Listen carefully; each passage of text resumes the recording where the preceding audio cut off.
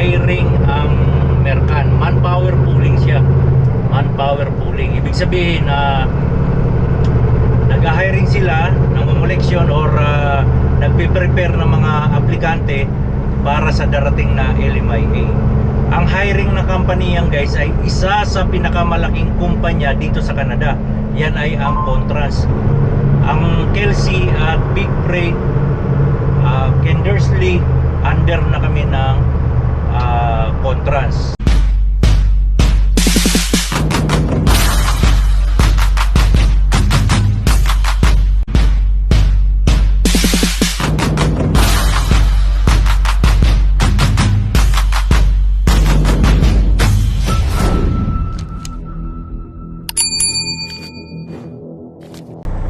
Good morning guys, today is Monday, April 13. Andito tayo ngayon sa Hearst at positive 2 ang weather natin ngayon. So mukhang magandang weather from here hanggang positive 2, 5. Ayan, makikita natin dito eh. Cloudy nga lang siya, cloudy. Pagdating ng 8:25 PM may sunset na. Sunset pala yun.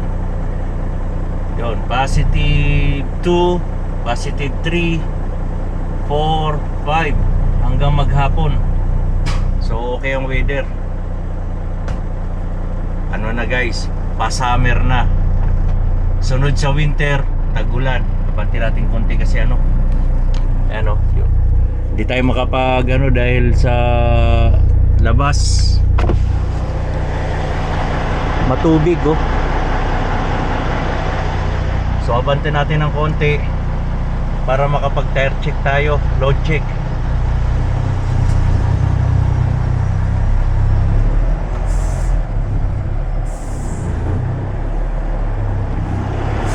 Putik yun. Magbubota tayo. Yan, may Kelsey doon karga ang coil Kelsey. So inabanti ko lang para makapag circle check tayo at load check. So ang kasama ko ngayon guys si Kenji si Kenji na. Ito, tara. Ang oras na natin ay 8:13 AM. Nag-pre-trip na tayo. Nakahinto tayo kagabi alas 12, pas alas 12 na. So maputik, di ba? Dito na natin gagamitin yung bota. Kunin natin ang bota. Ay, naipit pa.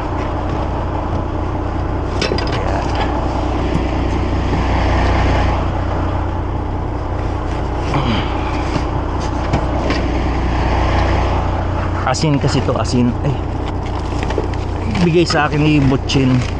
Hindi ko pa naibaba sa bahay. Ang gulo, may... So kuha tayong martilyo.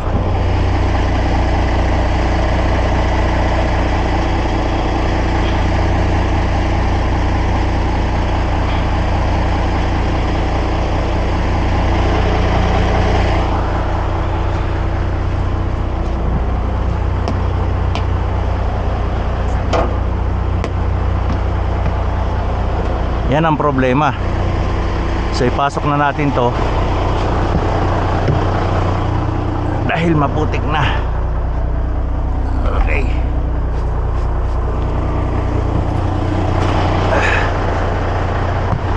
Oops, auto check.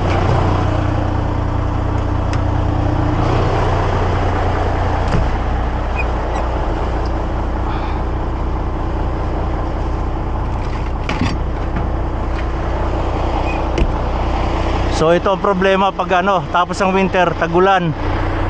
Bukod sa tagulan, tagtunaw, natutunaw na yung yelo na nakatambak. Kaya ito maputik.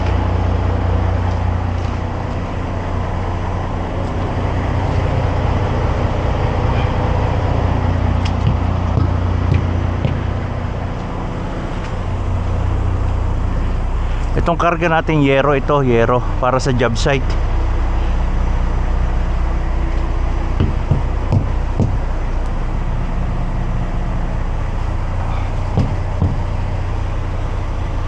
Yan, sobra oh. Kailangan nakatarp pa rin to kasi sobra.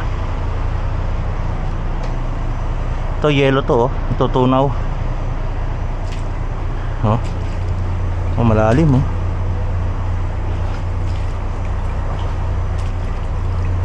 Yellow to eh.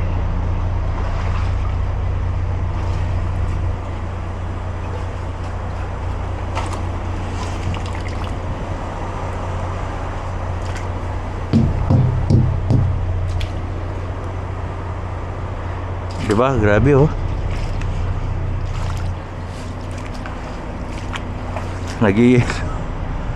Auto check yan.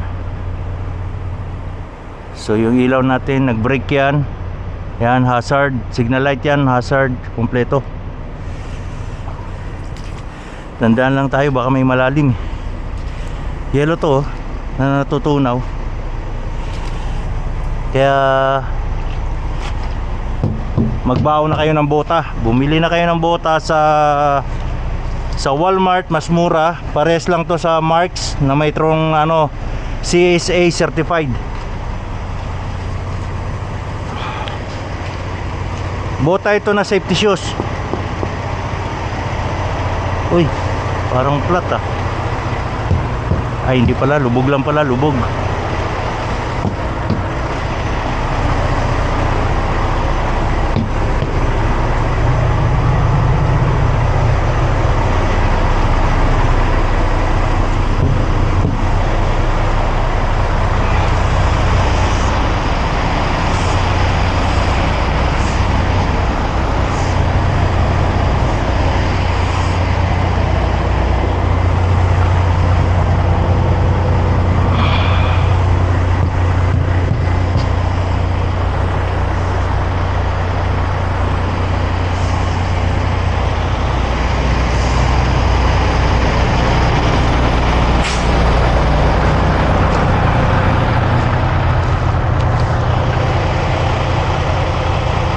Yan, sige lang kasama na natin ngayon. So, kompleto ilaw.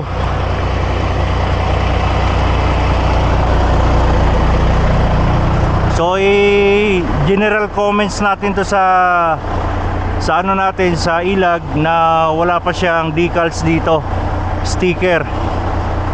Kasi bawal pa rin yan.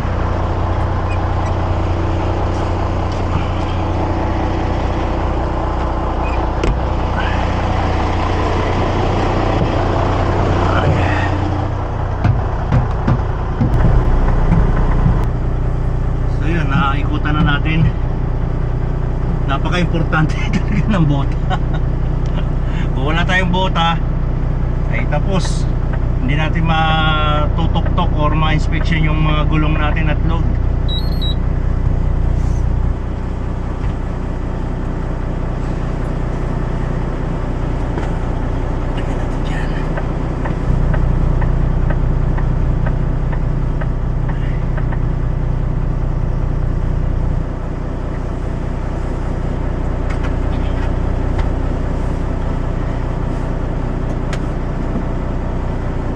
So yun, ang biyahe natin all the way tayo papunta ng Atchison, Edmonton, Alberta. Doon ang deliver natin sa mismong Big West din kasi sila na magdi-deliver sa job site ng mga yan, ng mga yero na yan kasi yero yan. So yung yero na pinikap ko guys, pinatong lang ng pinatong yan sa trailer, kinarga lang ng kinarga. So ngayon kung i-hook up natin yan, kailangan lagyan natin ng Bailey strap, carpet, plastic corner kasi yero siya, matalas yung mga gilid niya, pati yung mga corner ng yero matalas. So nilagyan ko lahat ng ano yan, ng carpet. So matrabaho lang siya, matagal trabahuin kasi nga ano, ang dami.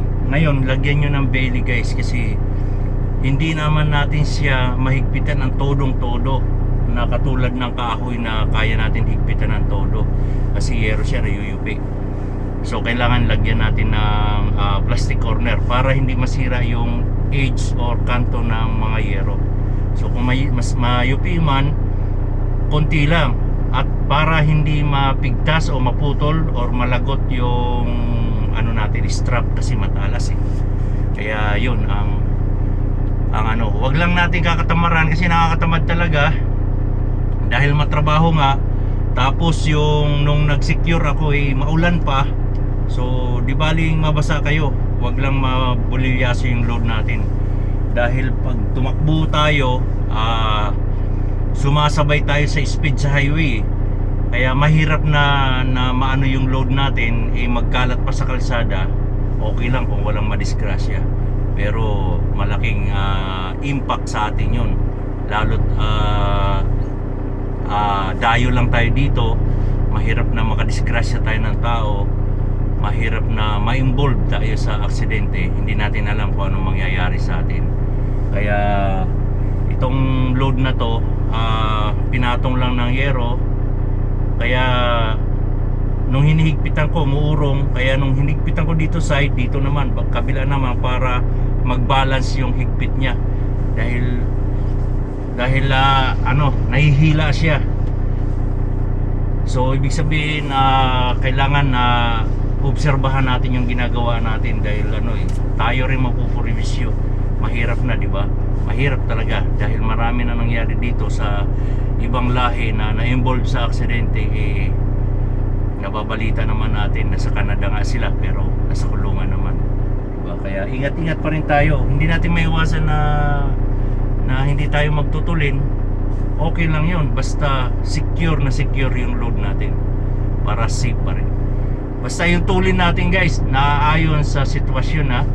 Kung okay ang sitwasyon ng kalsada, pwede hataw. Pag crowded, slow down, di ba? Ganun lang ginagawa ko dahil wala tayong mapapala. Kumbaga, kaya ko nasabi to, na-experience ko na overspeeding, nasagi ako, sinasabayan ako sa kalsada. So give way tayo, wala namang mawawala. So yan, tapusin natin tong pre-trip, then go na tayo. Nagloloko pa tong ilag ko.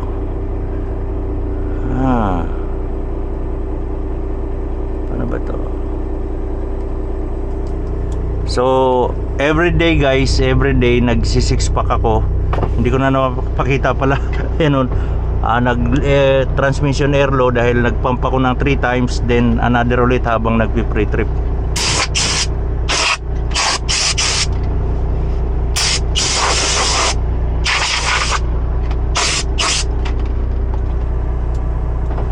So pag napuno ito, another 3 packs tayo para ma-complete natin yung 6 packs. Dami kong chicharis, oh.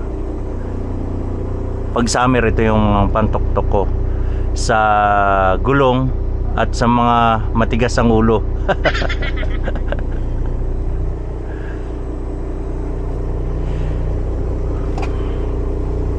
Yung bunit ko kasi may mga part malamig pa rin, eh. Oh, di ba? Positive to. Error. Ano ba 'yan? So pag napuno yung reservoir tank natin, mag-pump tayo ng 3 times again. Ayan na.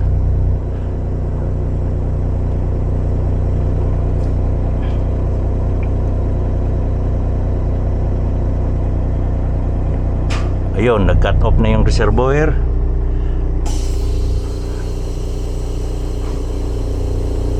One, 2, 3. Antay.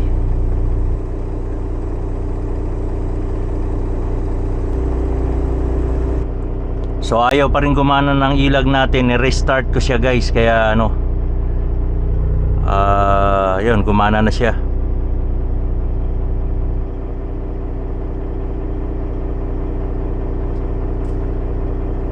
Loading pa rin, no? Parang yung driver, laging loading, So 5146. Okay. General comments, truck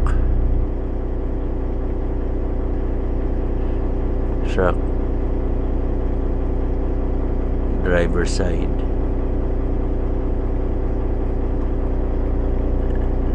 decals.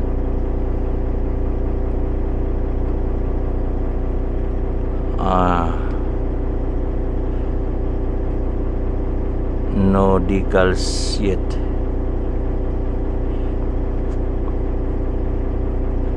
Truck driver side, no decals yet.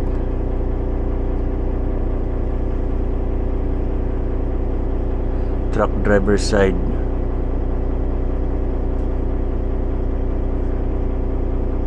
okay na yan. Basta naintindihan ko, bahala hindi sila makaintindi.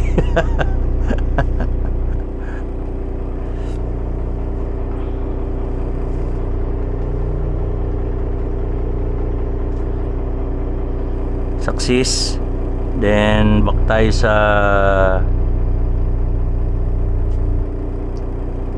itong ininom ko na to, ano to, yung acid guard. So sobra-sobra na, more than 30 minutes na tayo nag-ilag, nag-retrip. So let's go.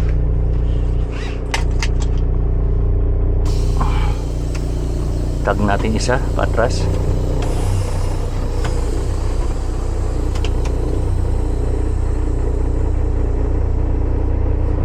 Let's go.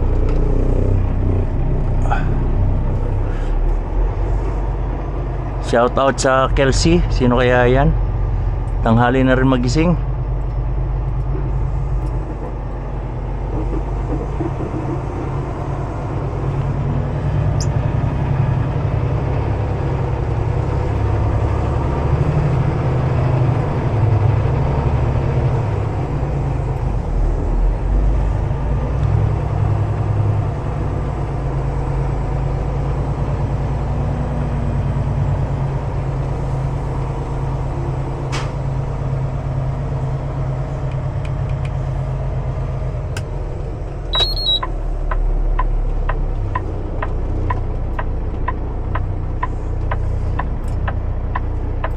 Kaliwa itong Gardewine o Gardewine. So kakaliwa siya, tayo pa kanan. Foggy. Oh, foggy. Ang oras na ay 8:31 AM na. Makulimlim pa rin.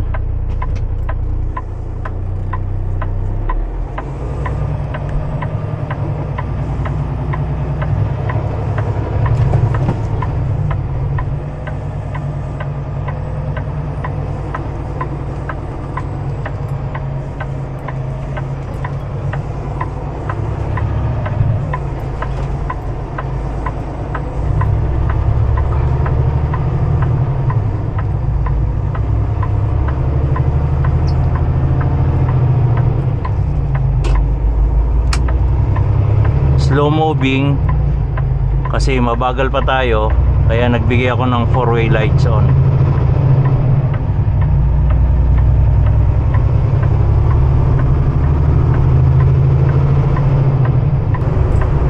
May construction dito guys. Tinabas lahat ng mga puno dito sa right side at sa left side. Nadaanan ko kanina. So mukhang may plano sila mag-widening. Maganda yan, maganda kung magwa-widening sila ng highway. Gawin nilang divided highway to kasi napakadelikado kasi itong highway na to. Accident prone itong ano na to, highway na to. Ayan o. Tinabas nila yung mga puno, nag-clearing sila habang maaga pa. Kanina naman dito sa both side, sa left side naman nagtaba. Siguro pagkatapos dito naman yan, or depende sa location kasi pinapalapad nila. Gusto sana itong highway na to palaparin talaga nila. Kung tama ba hinala ko sa ginagawa nila na yan, no?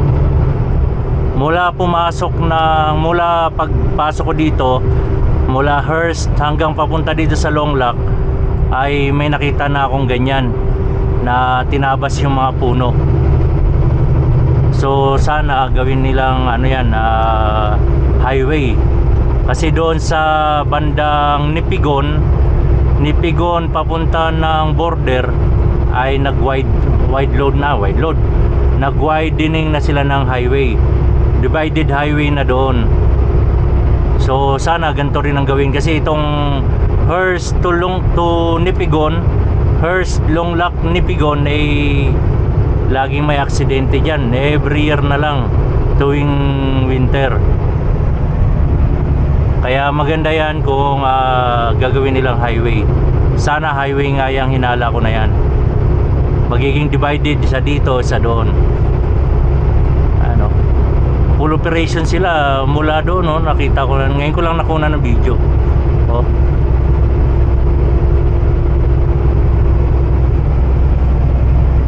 Ayos. Ayos kung ganon. Yan. So dito tayo ngayon guys sa Winnipeg. Winter na naman. Kasa summer lang last week, winter ulit. Ayan o, nag-i-snow or freezing rain, no?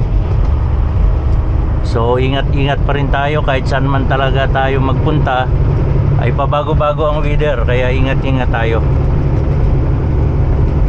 Dito to sa Highway 100 ng Winnipeg, Manitoba. Ano?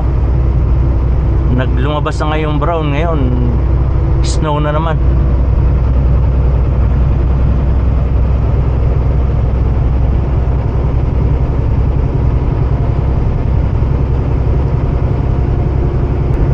Good afternoon guys, nandito tayo ngayon sa Winnipeg truck stop. Ito kung makikita nyo, ESO truck stop to. Nagpalipas lang ako ng 15 minutes, nag-break saglit. So kung makikita nyo, Trans-Canada Highway, Manitoba 1 West, then turn right onto Trans-Canada Highway. Kung makikita nyo guys, ano, nag-yellow na naman, nag-snow na naman. Kaya ang weather talaga hindi natin alam. Pero mo April 14 na ngayon, 2026. Turn right onto Trans-Canada Highway. Ang weather pabago-bago. Kahapon lang or last week lang galing ako Innisfil. Summer na summer doon. Positive ano na doon, 15. Pagdating dito sa Winnipeg, Manitoba nag-i-snow, winter na naman. So may ibabalita nga pala ako sa inyo guys. Hiring ang Mercan. Manpower pooling siya. Manpower pooling. Ibig sabihin nag-hiring sila ng election or nagpe-prepare ng mga aplikante para sa darating na LMIA. Ang hiring na company yan guys ay isa sa pinakamalaking kumpanya dito sa Canada. Yan ay ang Contrans. Ang Kelsey at Big Freight, Kendersley, under na kami ng Contrans. So hindi namin alam kung saan banda nag-hiring, kung Kelsey ba, Big Freight or Kendersley, kasi Alberta siya hindi ko sure kung Alberta talaga yung lalabas na LMIA ng Contrans. So ano pa inaantay nyo guys, mag-apply na kayo through online. I-scan nyo yung QR code nila or mag-email kayo sa email address nila, or mas maganda mag-walk-in kayo papunta ng Mercan. Mas maganda walk-in para alam nyo kaagad yung status nyo. Bukas pa yung timbangan. So bukas yung timbangan, papasok muna tayo sa timbangan.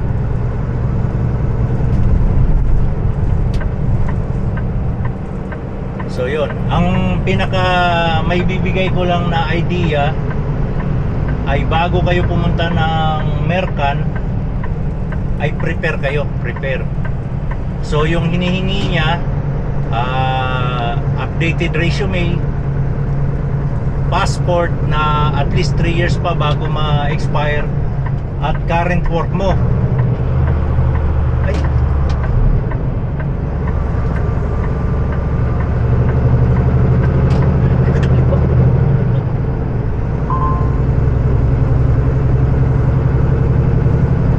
current work at least 3 years ongoing ka na nagtatrabaho sa isang company. Hindi pwede yung putol-putol, 1 year dito, 2 years dyan. Hindi pwede, kailangan straight 3 years. Dito tayo sa timbangan inspection area ng Headingley, Manitoba.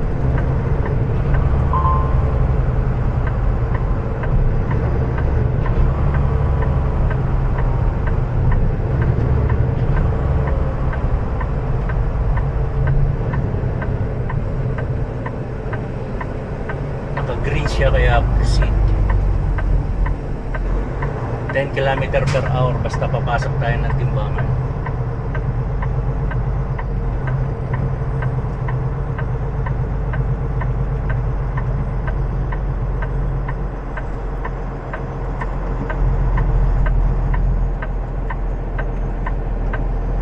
Sobrang gaan ng timbang natin. Yan, timbangan yung Continue nandito. for 526 kilometers. Alright, so go tayo. Hindi ko na mapakita sa inyo kasi bawal hawakan yung camera. So yun lang ang mabibigay ko sa inyo na idea guys. Yung kailangan dala nyo na yung passport nyo, updated resume, Canada format or American format. Then kung may time kayo, kumuha na kayo ng NBI. Basta yung NBI nyo guys, no criminal record or no record on files. Yun ang nakalagay doon. Para hindi, kasi yun talaga ang requirements nila. Then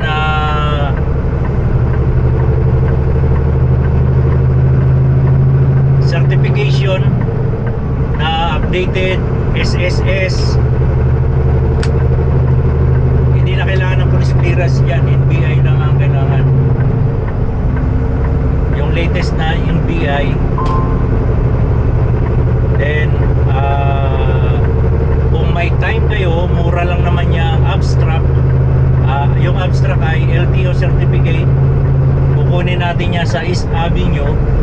Huwag nyo muna ipa-apostle kasi may expiration yan.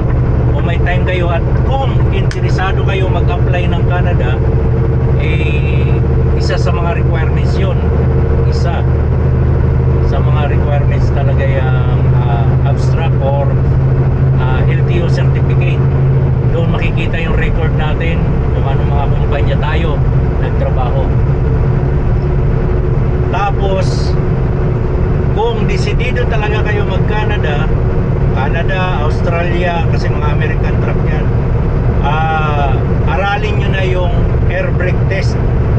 Aralin nyo, kabisaduhin nyo dahil isa sa mga exam yan, yung air brake test. Hindi exam, isa sa mga interview, air brake test. At yung may experience ba kayo sa mountain driving, isa yan sa itatanong. At kung nakahawak na kayo ng American truck.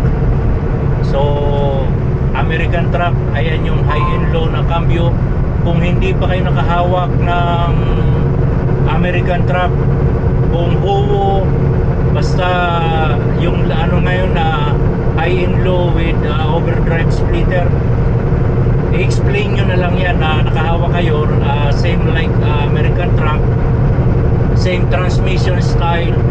Kaya ipaliwanag nyo na lang yan na nakahawak kayo pero hindi American truck, same style lang, high and low with splitter, overdrive, ganon.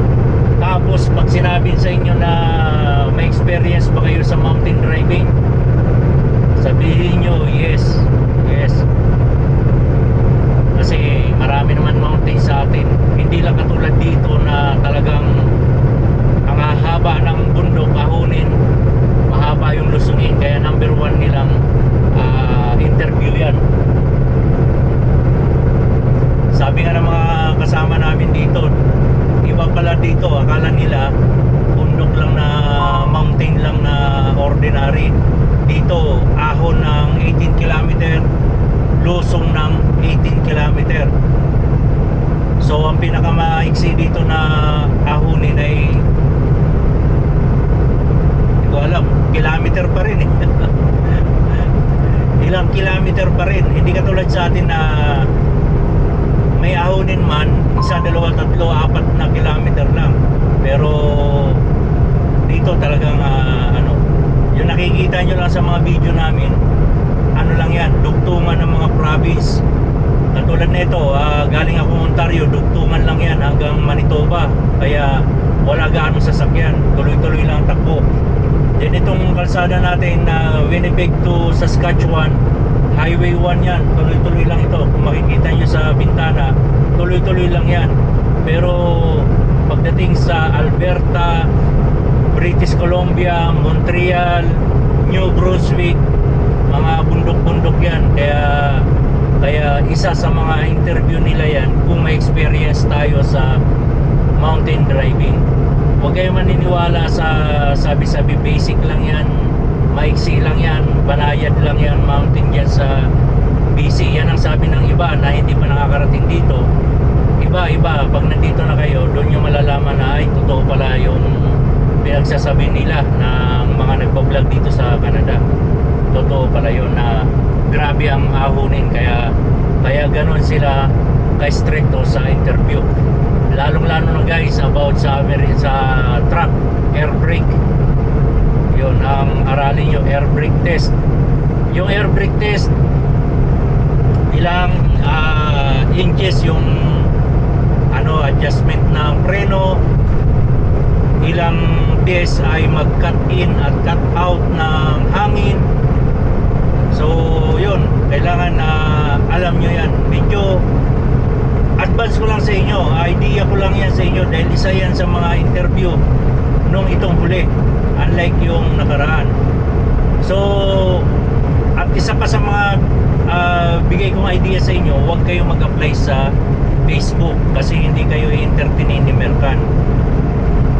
Kung anong nakalagay doon sa post nila, hiring sila, mag-send sa email or scan sa QR code, yun na yun. Or mas maganda, mag-walk-in kayo sa Robinson Ortigas 5th floor. Tabi yan mismo ng Robinson, mismong building na Robinson yan, nasa 5th floor sila. Then nakita ko sa Facebook, may nagtatanong kung ano ba age limit. So nandoon na yun sa post nila. Ang age limit ng papuntang Canada, hindi si Mercan may gusto niyan. Requirements sa Canada yan, 25 to 45 years old ang age limit nila. Then kailangan guys, dahil itong hiring nila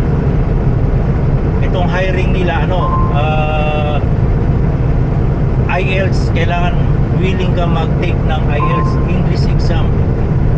Dahil yung LMIA, sa pagkakalam ko, yung LMIA na lalabas ay ano yan, nominee. Sa pagkakalam ko lang, I'm not sure. Sinusundan tayo ng pulis, yung lumanang puti, Ghost Car. Nominee program ang pagkakalam ko, yung darating na hiring, katulad sa nung hiring last 2018, 250, lahat sila ngayon PR na. So nominee, yan lang sinasabi ng manager namin na kung gusto nyo mag-stay ng long term, kailangan nyo mag-PR LC, kailangan nyo mag-PR. Kaya ngayon, itong lalabas, itong program ni Canada ngayon, sa pagkakalam ko guys nominee at limited lang yung LMIA. Kaya sa mga masiselect, swerte nyo dahil yung application nyo diretso apply na ng PR. Kaya huwag nyo nang panghinayangan. Kung may time kayo, kumuha na kayo ng NBI nyo, LTO certificate. Pero kung hindi kayo ongoing or wala pa kayong 3 years sa isang company, hindi ko lang sure yan guys kasi yan ang hinahanap ni Contrans, napakahigpit ni Contrans. So ito may nagsasabi sa akin na tulungan ko sila sila, backupan ko sila. Iba na, hindi na namin kilala kung sino employer namin, kung sino yung boss namin, dahil Contras na to, pinakamalaking kumpanya dito sa Canada. Under na kami. So wala na magagawa yung boss namin, wala na. Kaya ang may share lang namin, nagbibigay lang kami ng idea na hiring ganito, legit 101%. Guys, paalala, hindi ako connected sa agency disclaimer lang to. Nagsishare lang kami, kaming nandito sa Canada, nagsishare lang kami ng mga information para makatulong sa inyo na legit yung ina-applyan nyo. So wala kaming connection sa agency. Kilala kami dahil nag-apply kami doon. Pero yung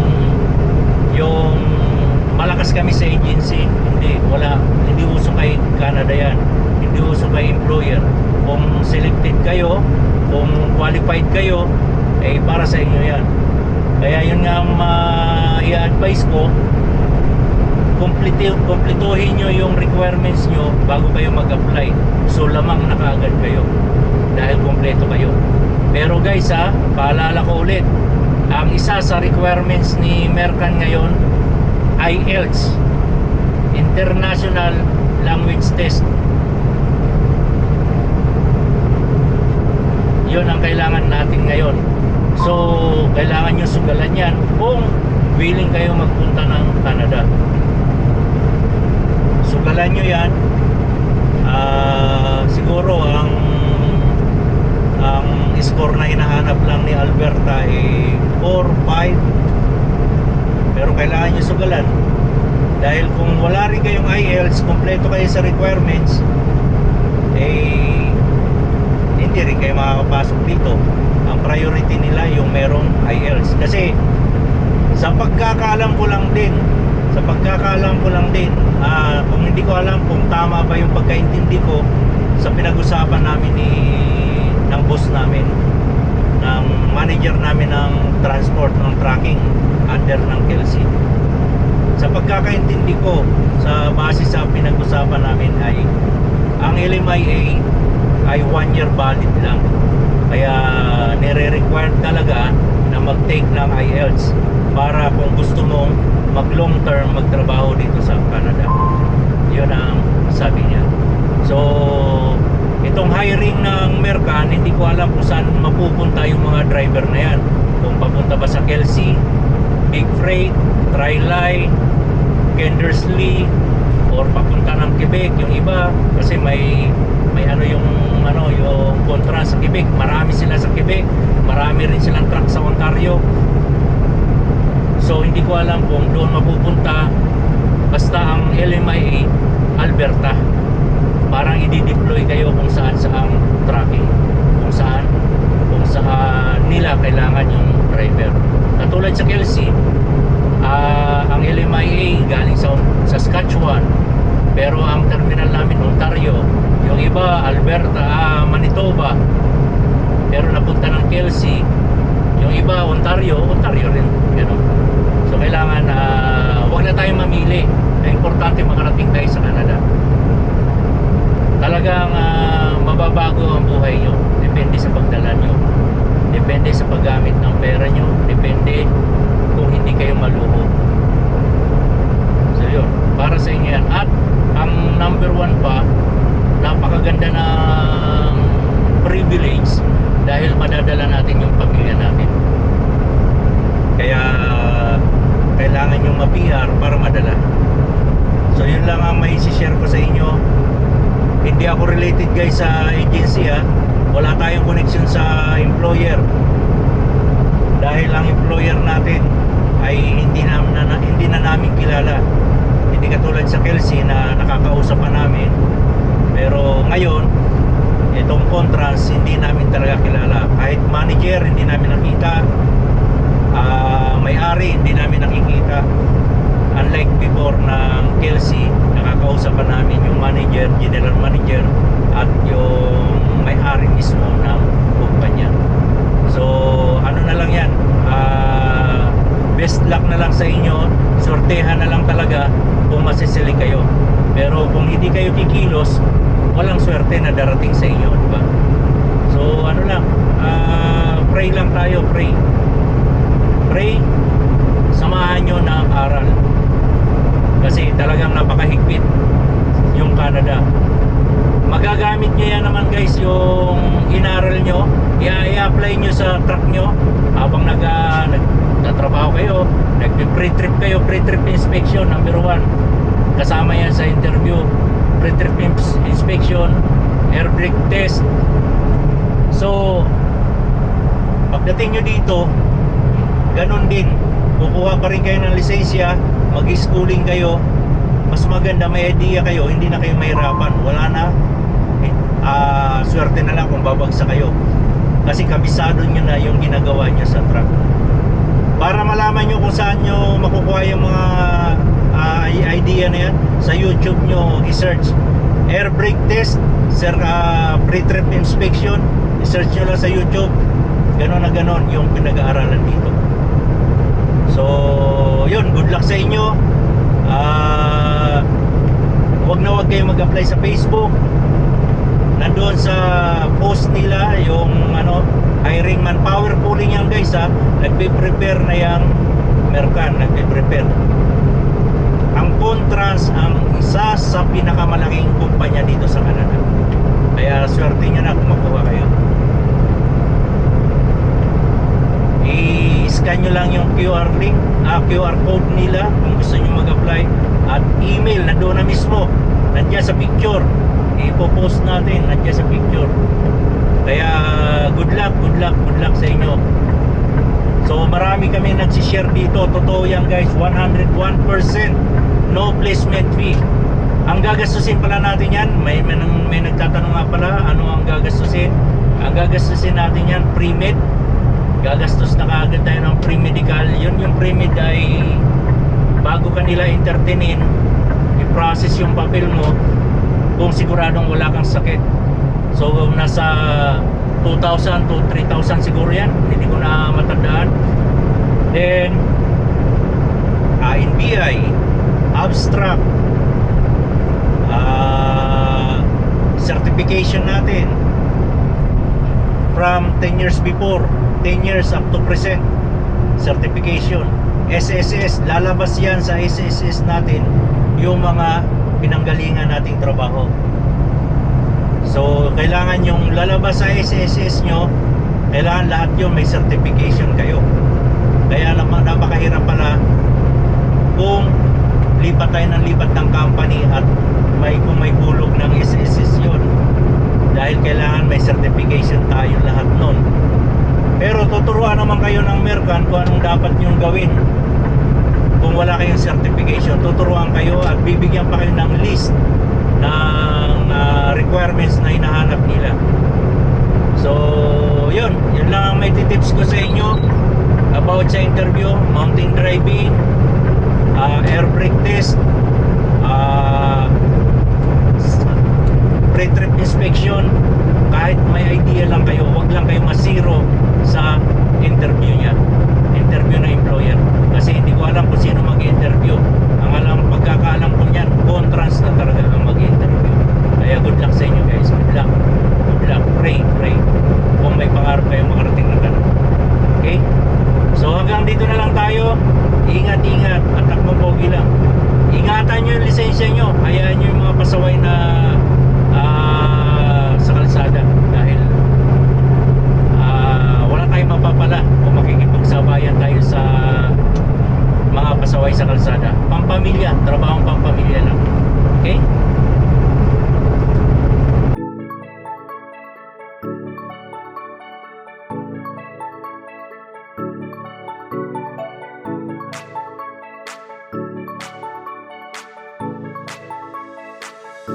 Sumama ka sa biyahe, ito ang biyahe ng buhay. Filipino Truckers Pro, takbong pogi lang tayo mga biyahero. Filipino Truckers Pro, siya ang kasama nyo. Sumama ka sa biyahe, ito ang biyahe ng buhay. Filipino Truckers Pro, takbong pogi lang tayo mga biyahero.